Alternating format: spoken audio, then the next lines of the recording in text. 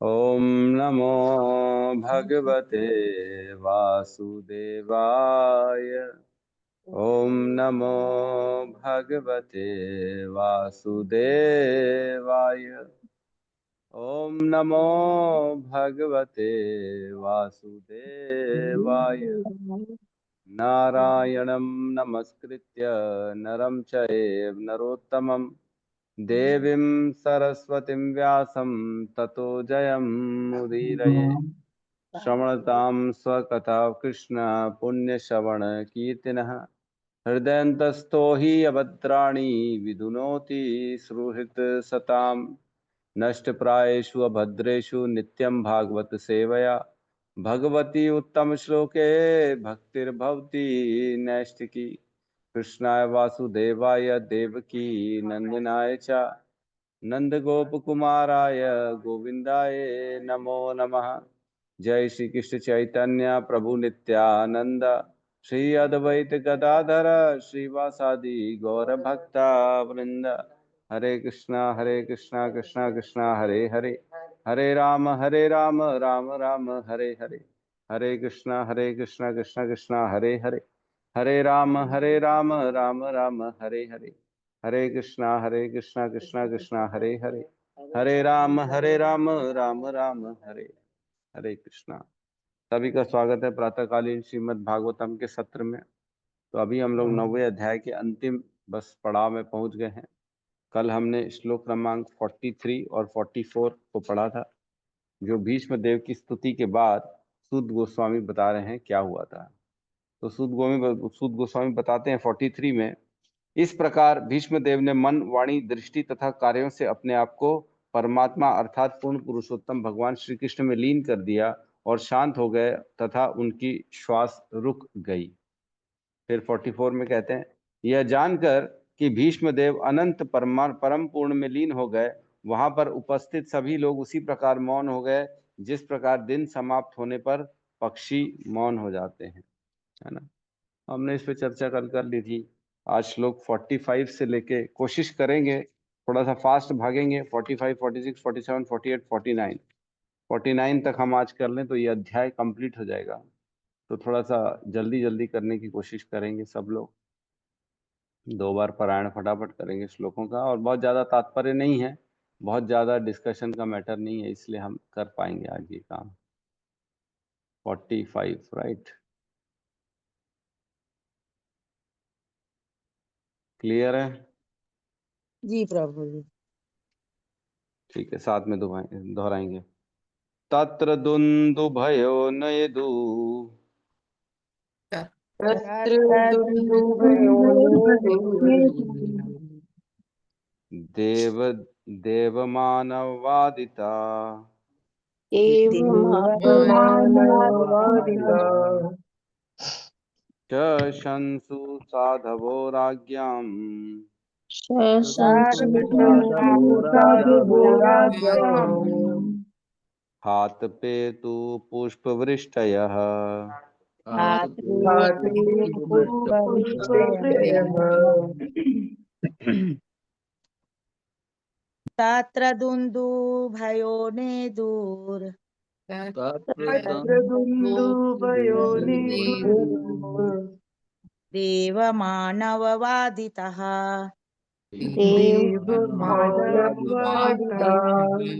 सशंसुः साधवो राज्ञाम् शंसु साधवो राज्ञाम् हात्पेतुः पुष्पवृष्टयः। हातपेतु पुष्पवृष्टयः। हरे कृष्ण। तत्र दुन्दुभयोर्नयदुर् तत्र दुन्दुभयो नेदुर् देवमानववादिता देवमानववादितः दशंसु साधवो राज्ञाम् साधवो राज्ञाम् खातपेतुः पुष्पवृष्टयः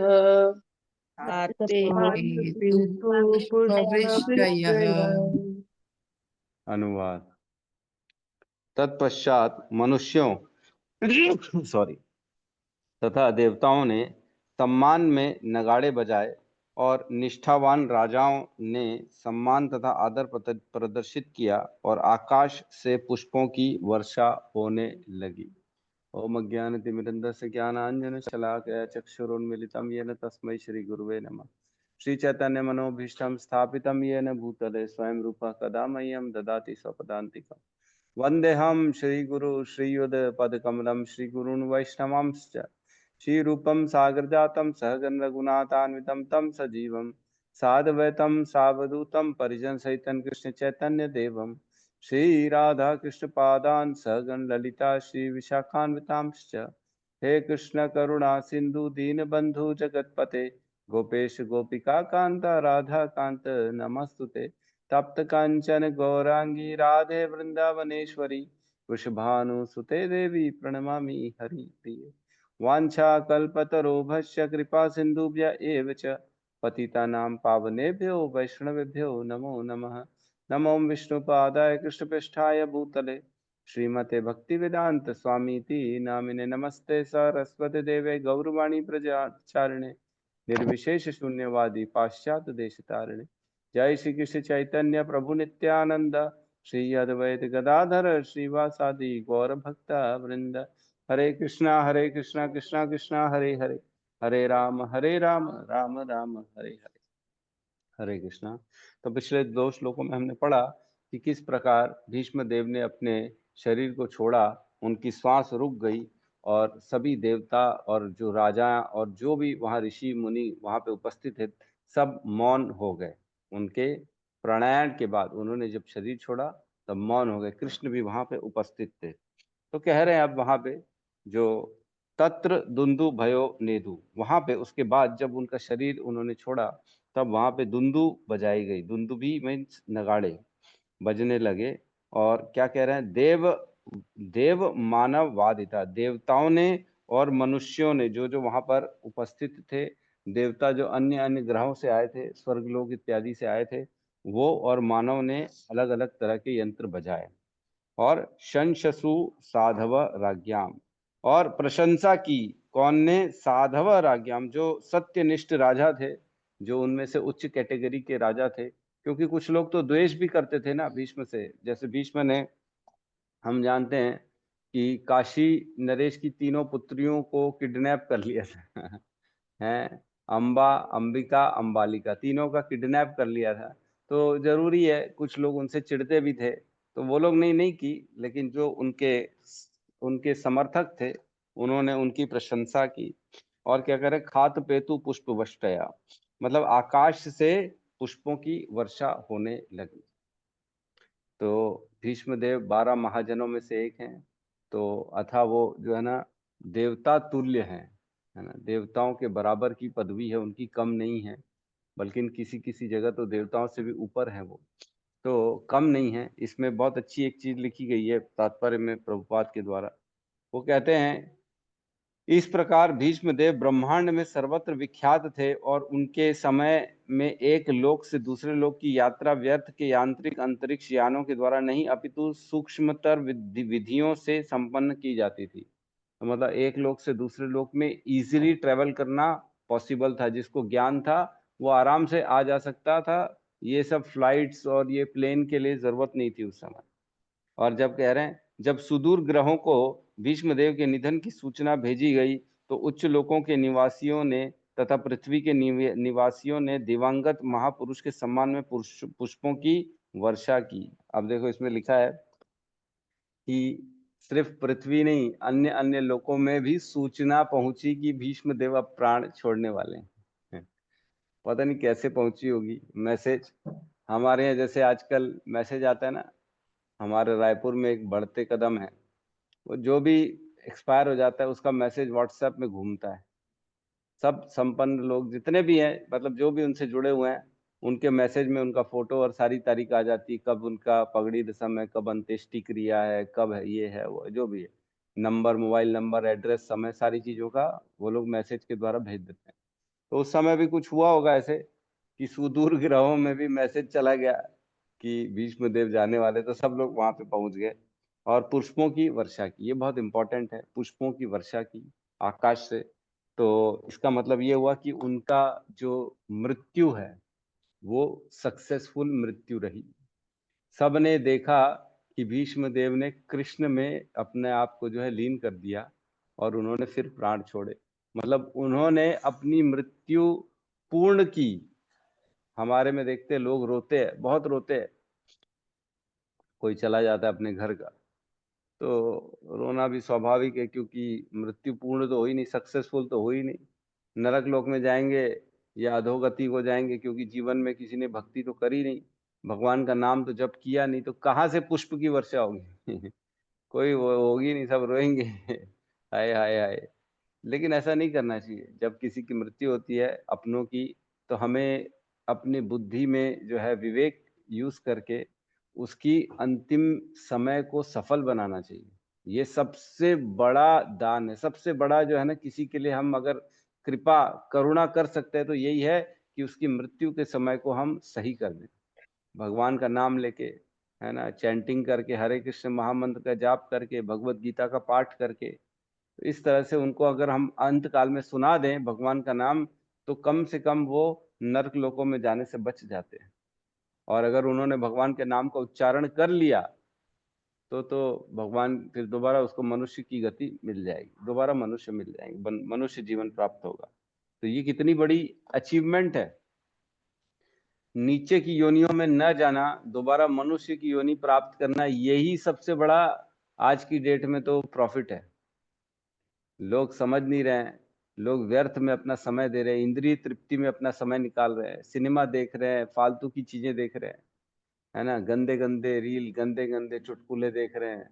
समझ नहीं रहे हैं कि इसके बाद होना क्या है, इसका असर क्या पड़ेगा मेरे चित्त पे।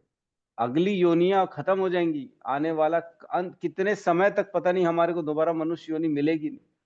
हाँ। आसुरिम योनिम आपन्ना मूढ़ा जन्मनि जन्मनि अप्राप्य माम कौंतुए ततो यान्तिम अधो यतो ततो यान्तिम अधमाम गतिम।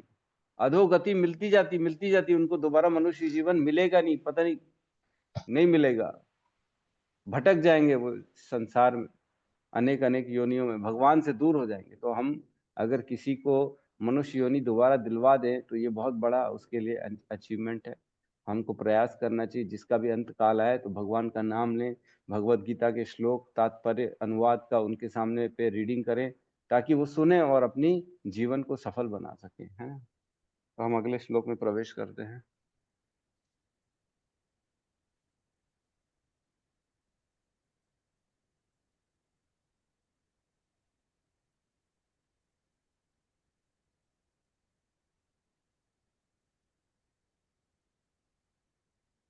फोर्टी सेवन नहीं, 46 तो अभी हुआ कहाँ है। 46 तस्य निर्हरणादीनि तस्य निर्हरणादीनि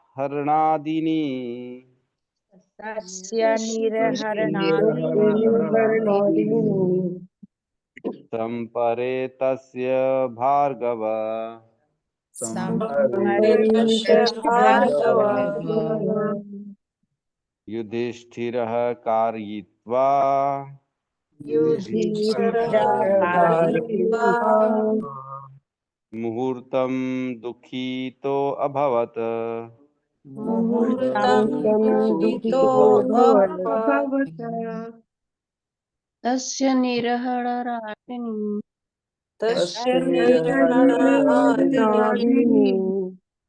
संपरे तस्य भार्गव संपरेतस्य भार्गव युधिष्ठिरः कारयित्वा युधिष्ठिरः कारयित्वा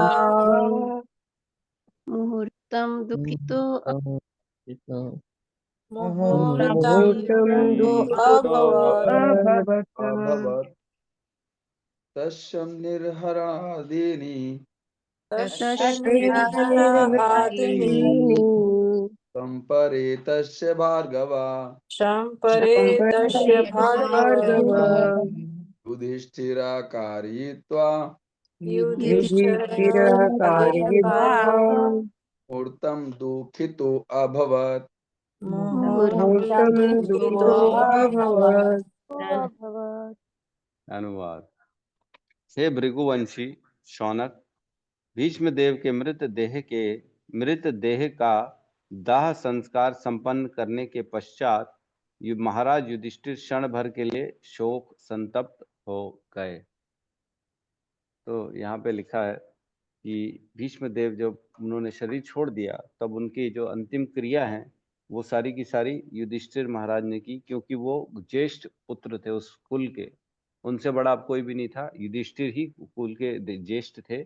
इसलिए उन्होंने सारा संस्कार किया, जो अंतिम संस्कार होता है, 16वां संस्कार होता है हर व्यक्ति के जीवन में, वो किया। और उसके बाद थोड़ी देर के लिए शोक संतप्त हो गए। तो शोक संतप्त पहले भी युधिष्ठिर ही थे। जब इस अध्याय के शुरुआत में जब भीष्म देव से मिलने आए थे, भीष्म देव ने उनको ज्ञान दिया, तरह तरह के धर्म का ज्ञान दिया और उसके बाद स्तुतियां करी। उसके बाद अब दोबारा जो है भीष्म देव के जाने के कारण कहीं ना कहीं देखो, पांडव अपने पिता के रूप में देखते थे युधिष्ठिर भीष्म को, इसलिए भीष्म से उन्होंने सीखा सब कुछ, इसलिए कहीं ना कहीं प्रेम स्नेह रह जाता है। लेकिन यहाँ शोक संतप्त जो लिखा है वो इसलिए लिखा है कि इतना बड़ा भक्त जो है, इतना बड़ा वैष्णव, उसका संग छूट गया, इस बात का शोक था। इस बात का शोक नहीं था कि वो मर गए, वो चले गए, शरीर छूट गया, ये नहीं। ये था कि अब हमको ऐसे वैष्णव का संग नहीं मिलेगा जिससे हम ज्ञान भगवत प्राप्ति हो सके, भगवान की चर्चा, ज्ञान की चर्चा हो सके, ऐसा नहीं हो पाएगा। इसमें एक बहुत अच्छा पैराग्राफ में तात्पर्य में पैराग्राफ है। भीष्म की जो अंतिम इच्छा थी उसके बारे में वर्णन है। उन्होंने महाराज युधिष्ठिर को सिंहासन पर बैठे देखकर खुशी खुशी मृत स्वीकार किया, अन्यथा वे पांडवों को दिए जा रहे अनुचित कष्टों के कारण दुखी होने की जगह बहुत पहले ही अपना भौतिक शरीर त्याग चुके होते।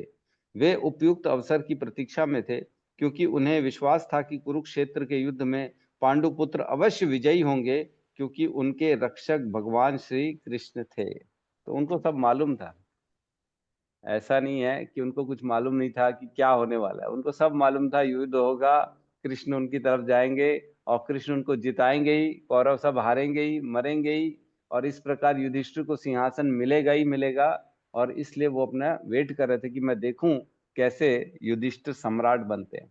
ये उनकी इच्छा थी, क्योंकि उनको मालूम था कृष्ण है जहाँ रहेंगे वहां अपने काम करके ही जाएंगे। कितनी बड़ी बात है, देखो पहले से ही मालूम है, फिर भी खड़े हैं, लड़ाई कर रहे हैं, वो बाढ़ बाढ़ पे बाढ़ चला रहे हैं।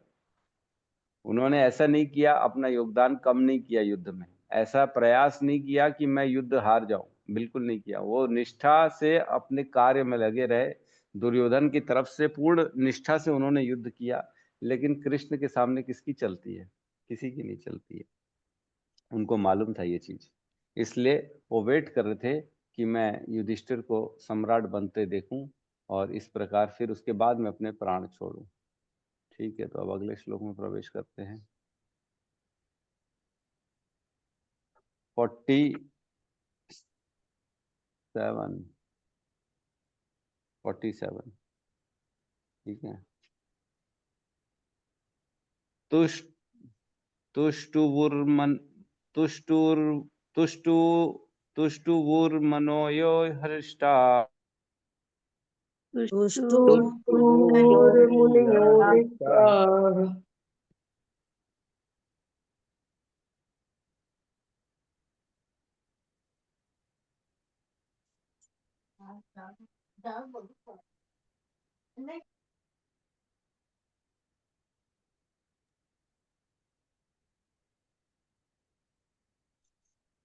हरे कृष्णा। आवाज आ रही है मेरी? नहीं आ रही थी प्रभु जी। अभी आ रही है? अभी आ रही है प्रभु जी। जी प्रभु अभी जी। आ रही है। हमारे यहाँ की लाइट गोल हो गई अचानक से, इसलिए ठीक है, तो शेयर करते हैं हम।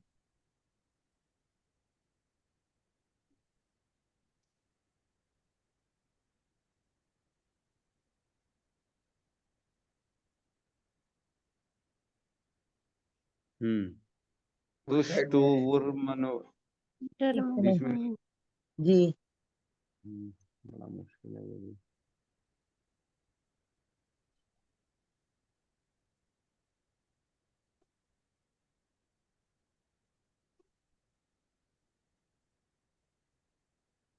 ठीक है अभी। यस प्रभु जी। जी हाँ। तुष्टुवुर्मनयो हृष्टा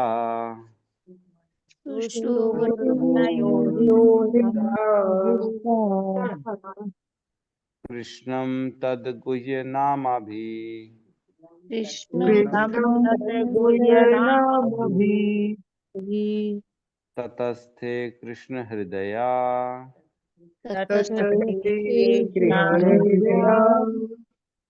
स्वाश्रमान् प्रयुः पुनः आश्रम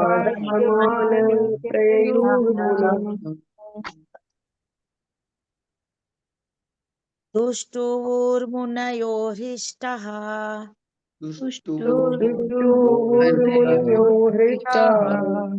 कृष्णं तद्गुह्यनामभिः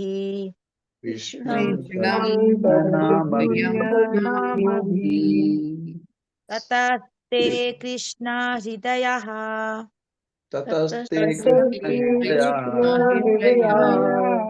स्वाश्रमान् प्रययुः पुनः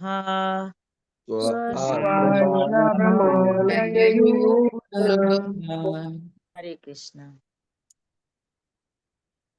तुष्टुवुर्मुनयो हृष्टा कृष्णं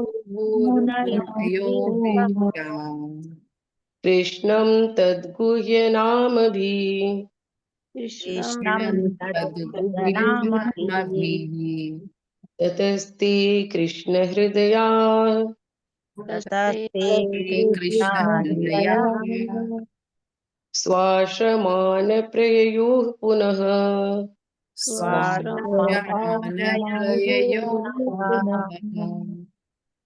अनुवाद।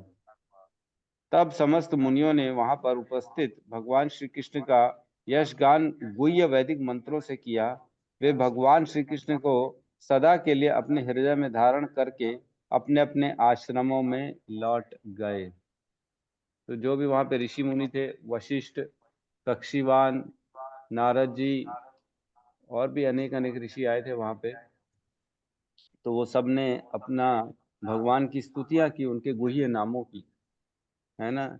तुष्टुम तुष्टुम वुर्मनयो हृष्टा, संतुष्ट हुए, और सबके सब शील व्यासदेव आदि मुनिगण जो भी है वहां पे प्रसन्न मुद्रा में थे, और उन्होंने भगवान श्री कृष्ण को कृष्णम तद गुह्य नाम आभि, कृष्ण और उनके गुह्य नाम जो कॉन्फिडेंशियल भगवान के नाम है, जो सीक्रेट नाम है जिससे वो लीलाएं करते हैं, वो सारे नामों का उच्चारण किया। ततस्ते तत्पश्चात कृष्ण हृदया, कृष्ण को अपने हृदय में धारण किया। जैसे भीष्म देव ने अपने हृदय में कृष्ण को बसा लिया था, वैसे सबने बसाया। और कहाँ गए? स्वाश्रममान प्रयुह्य पुनः, मीन्स दोबारा अपने अपने आश्रमों में सब लौट गए।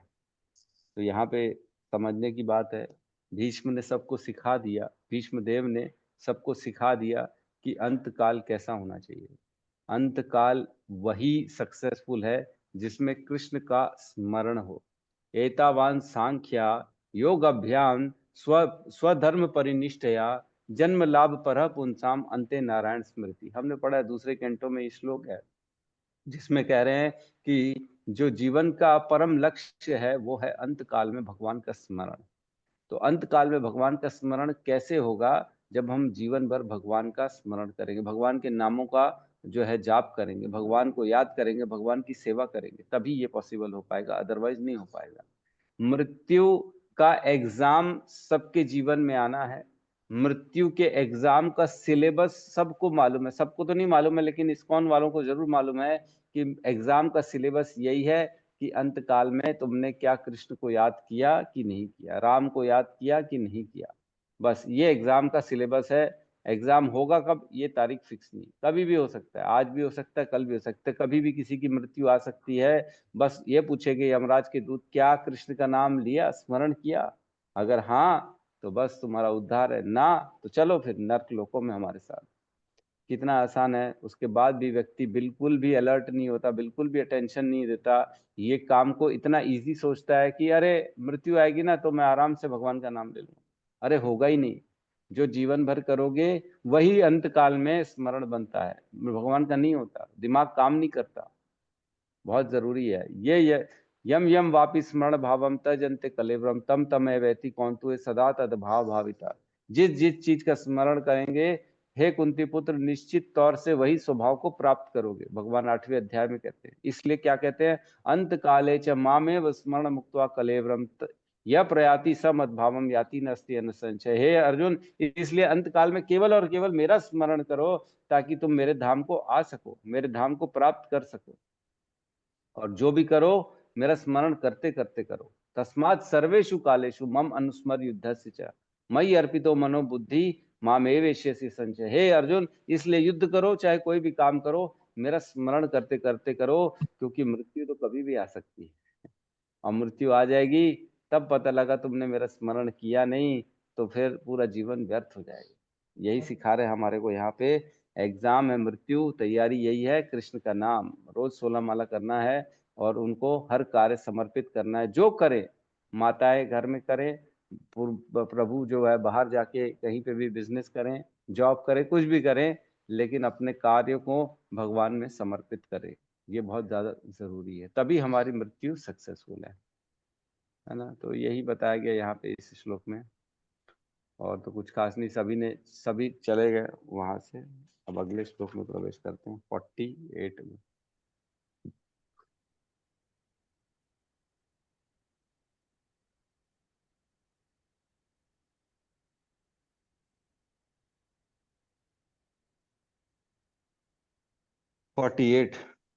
प्रभु जी साइड में तो है। नहीं है सेंटर में। जी प्रभु जी।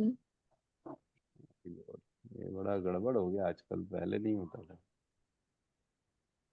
एक तो ऑप्शन भी इतने सारे दे दिया है, चालू करने में बहुत टाइम लगता है। अब क्लियर है? साइड में प्रभु जी है। अभी भी नहीं है? प्रभु जी साइड में। ओहो,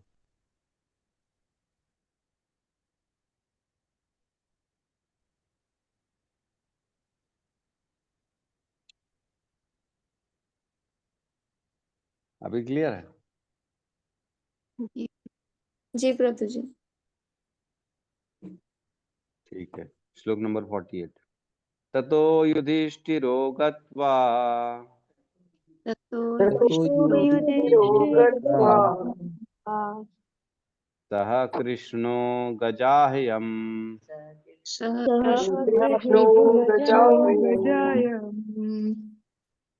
पितरं सान्त्वयामास पितरं सांत्वयामास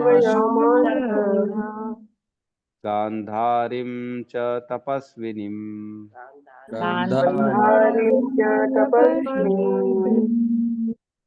ततो युधिष्ठिरो गत्वा ततो युधिष्ठिरो गत्वा सह कृष्णो गजार्यम् कृष्णो गजाह्यम् पीतरं सान्त्वयामास पितरं सांत्वयामास गान्धारीं च तपस्विनीम् च तपस्विनीम्। ततो युधिष्ठिरो गत्वा ततो सह कृष्णो गजाह्यम् पितरं शान्त्यवम् आसम्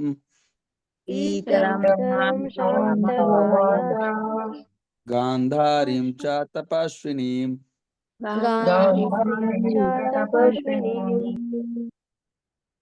अनुवाद। तत्पश्चात महाराज युधिष्ठिर भगवान श्री कृष्ण के साथ तुरंत ही अपनी राजधानी हस्तिनापुर गए और वहां पर उन्होंने ताऊ महाराज धृतराष्ट्र तथा अपनी ताई तपस्विनी गांधारी को ढांढस बंधाया। तो यहाँ पे अब जब सब हो गया, भीष्मदेव चले गए, उनका दाह संस्कार भी हो गया ढंग से। अब क्या किया उन्होंने, सबसे पहला काम युधिष्ठिर महाराज ने पहले अब अपने चाचा धृतराष्ट्र और चाची गांधारी से मिलने गए। उनके शोक को दूर करने के लिए ढांढस बंधाया उनको। ये हमारे को समझना चाहिए कि युधिष्ठिर महाराज जो है वो अजात शत्रु है, उनको अजात शत्रु कहा जाता है। उनका कोई शत्रु है ही नहीं, वो अपना शत्रु किसी को मानते ही नहीं है। जबकि धृतराष्ट्र के कारण ही इतना बड़ा युद्ध हुआ। धृतराष्ट्र अगर आदेश देते कि प्रेम से बांटो, दोनों भाई खत्म करो आधा आधा राज्य, तो ये सब नहीं होता। लेकिन युधिष्ठिर ने कभी उनको इस चीजों के लिए उत्तरदायित्व नहीं दिया। युधिष्ठिर क्योंकि धर्म जानते हैं और वो जानते हैं कि ये जो है कहीं ना कहीं किसी न किसी और कारण से हो रहा है ना। क्या कारण से होता है? जो है सर्वम कालम कृत्य मन्ये, हमने सुना भीष्म पितामह ने समझाया कि सब कुछ काल के कारण हो रहा है। युधिष्ठिर जानते हैं कि जो दुख और सुख आता है जीवन में, उसके लिए कर्म ही निर्धारित होते हैं। लेकिन युधिष्ठिर के केस में कर्म नहीं थे, तो युधिष्ठिर के केस में क्या था? भगवान स्वयं थे। भगवान अपने भक्तों के जीवन में दुख सुख देते हैं ताकि वे भक्ति में और आगे बढ़ सकें, है ना। विशेष कृपा करते भगवान अपने भक्तों में और उनको निर्धन बना देते हैं, उनको अपनों से दूर कर देते हैं और उनको बड़ी तकलीफ देते हैं ताकि वो भक्ति में आगे बढ़ सके। अच्छा, ठीक है। तो इस प्रकार जो है अपना जीवन में दुख आता है भक्तों के, उसका कारण क्या होता है? वो उसका कारण भगवान होता है, भक्त नहीं। भगवान कई जगह ऐसे होता है कि कर्म नहीं भी किया होता है फिर भी दुख आ जाता है भक्तों के जीवन में। क्यों? क्योंकि भगवान की इच्छा होती है कि अब बस इसको मैं ऐसी परिस्थिति दूं कि ये मेरी भक्ति में तल्लीन हो जाए, इसलिए उसके जीवन में दुख सुख आते हैं। तो यहाँ कह रहे हैं हाँ कि हाँ महाराज युधिष्ठिर हाँ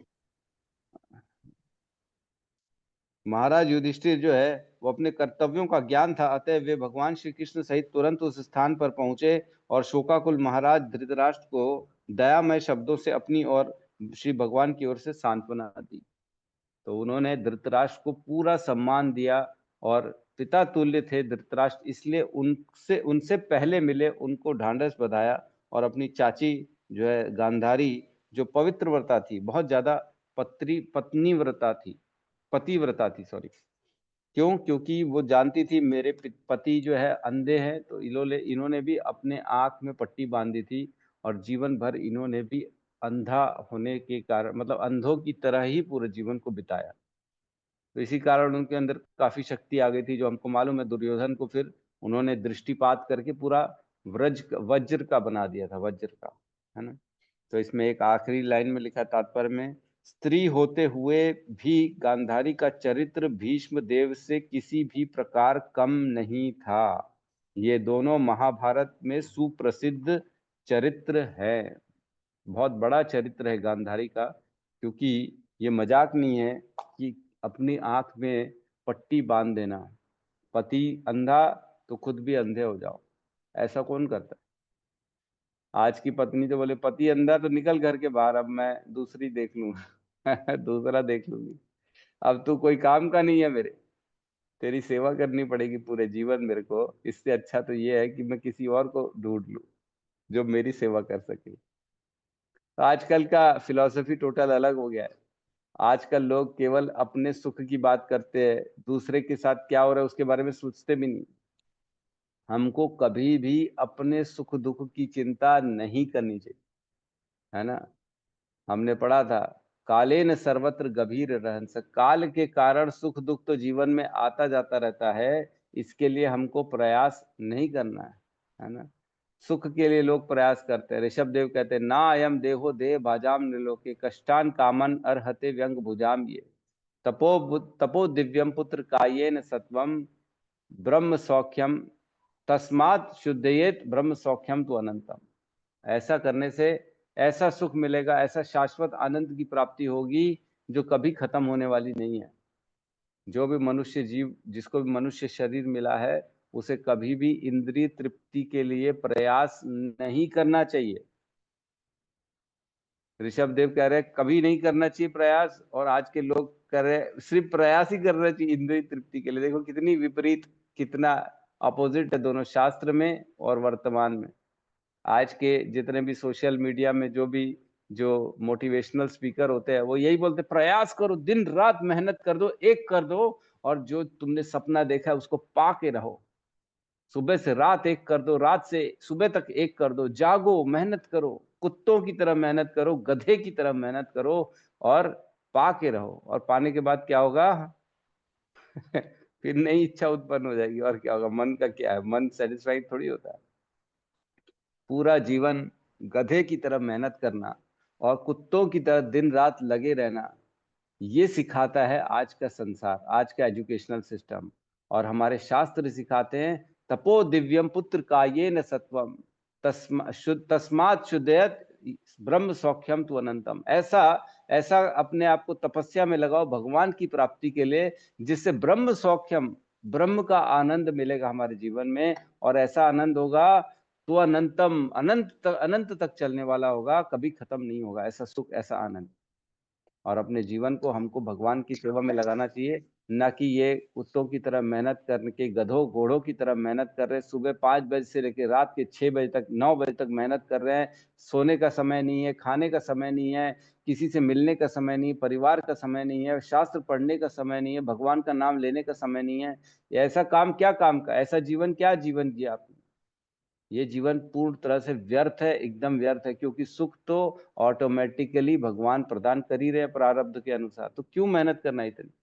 केवल उतनी मेहनत करना, युक्त आहार विहार से युक्त चेष्टा से कर्मसु, युक्त करना चाहिए, बैलेंस करना चाहिए, अत्यधिक नहीं करना चाहिए अपने जीवन में प्रयास। क्योंकि जो प्रारब्ध में है वही मिलेगा, उससे ज्यादा नहीं मिलेगा। समझ रहे हैं हमारे जीवन में क्या करना है? तो अपने आप को बैलेंस जिए, भक्ति को समय दें, भगवान के नाम को समय दें, और शास्त्र पढ़ें, ताकि हम शास्त्र के अनुरूप अपने जीवन को आगे बढ़ा दें। बहुत ज्ञान दिया है शास्त्र में कि कैसे हम शास्त्र पढ़ के अपने जीवन में सारे गंदे कर्म जो है, पाप कर्मों को कैसे काट सकते हैं, है ना। यथा एधांसी समिद्धो अग्नि, यथा एधांसी समिद्धो अग्नि समिद्धो अग्नि भस्मसात कुरुते अर्जुन।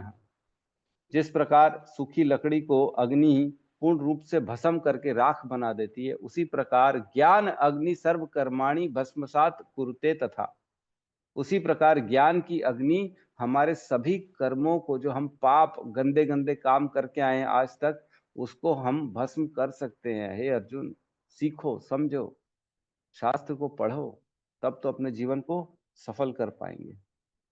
ठीक है, तो हम लास्ट श्लोक को ले लेते हैं।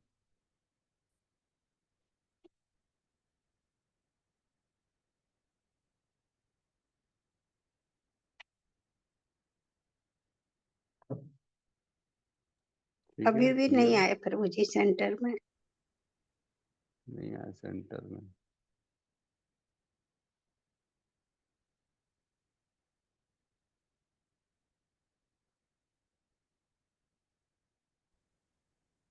अभी आ गया? जी प्रभु। जी प्रभु जी। लास्ट श्लोक ऑफ अध्याय 9, 9वें अध्याय का आखिरी श्लोक है ये 49, इसको ले लेते हैं। पित्रा चा अनुमतो राजा, पित्रा च अनुमतो राजा, वासुदेव अनुमोदितः, वासुदेवानुमोदितः, चाकर राज्यम धर्मेण, चाकराज्यं धर्मेण, पितृपैत्रामहं विभु, पितृपेतामहं विभु, पित्रा चानुमतो राजा, पित्राचानुमतो राजा। माता जी बोलिए आप। जी।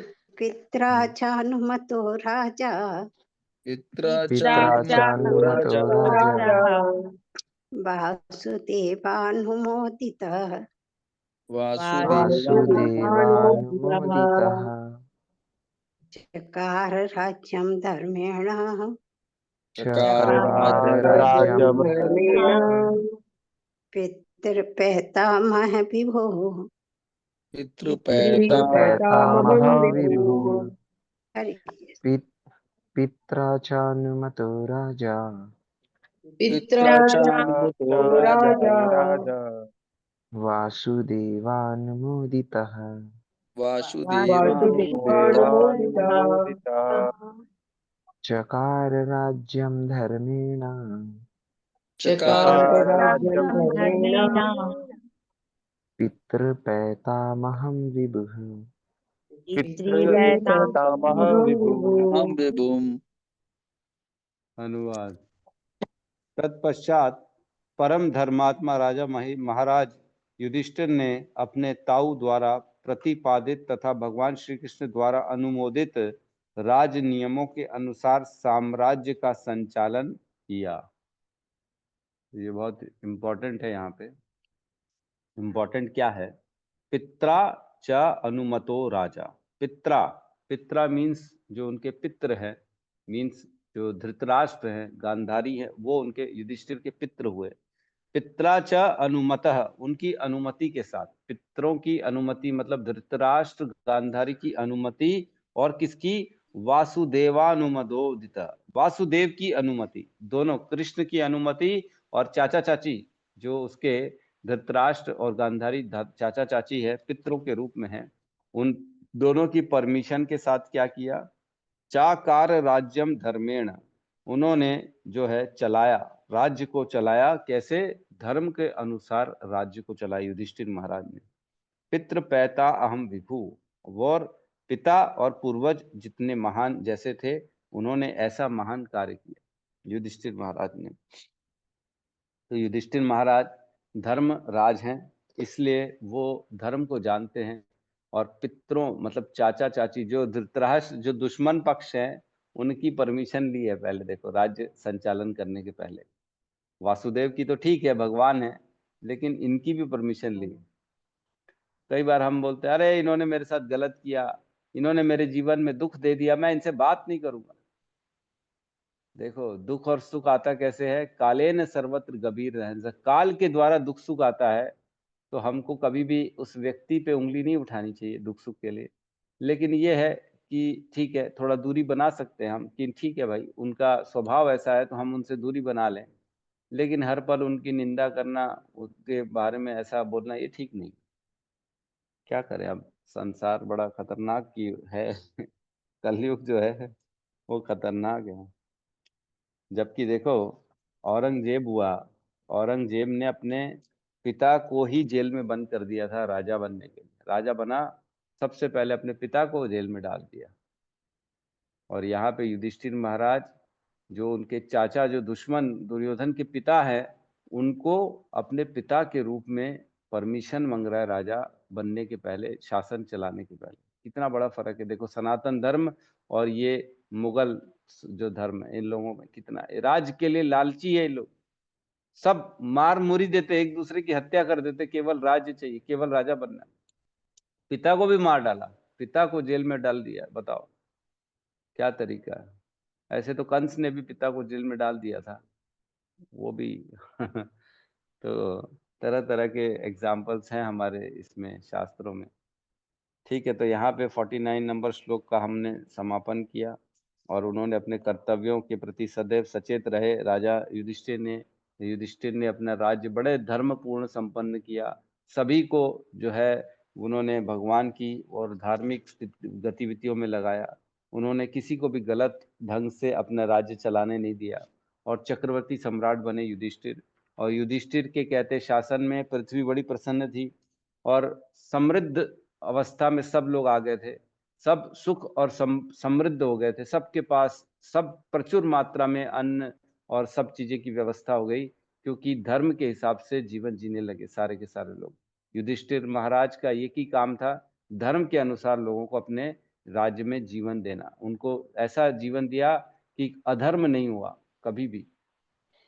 ठीक है, तो इस प्रकार हमने जो है भगवान श्री कृष्ण की उपस्थिति में भीष्म देव का देह त्याग का अध्याय का समाप्ति हुई। इस प्रकार श्रीमद् भागवतम के प्रथम स्कंद के अंतर्गत भगवान श्री कृष्ण की उपस्थिति में भीष्म देव का देह त्याग नामक 9वें अध्याय के भक्ति वेदांत तात्पर्य पूर्ण हुए। हरि बोल, हरि बोल। आप सबको शुभकामनाएं। हरि जो बोल, हरि आपने धैर्य पूर्वक इतना सुना, धैर्य पूर्वक आपने सुना और अटेंड किया क्लासों को। ठीक है, किसी को कुछ कहना है तो स्वागत है।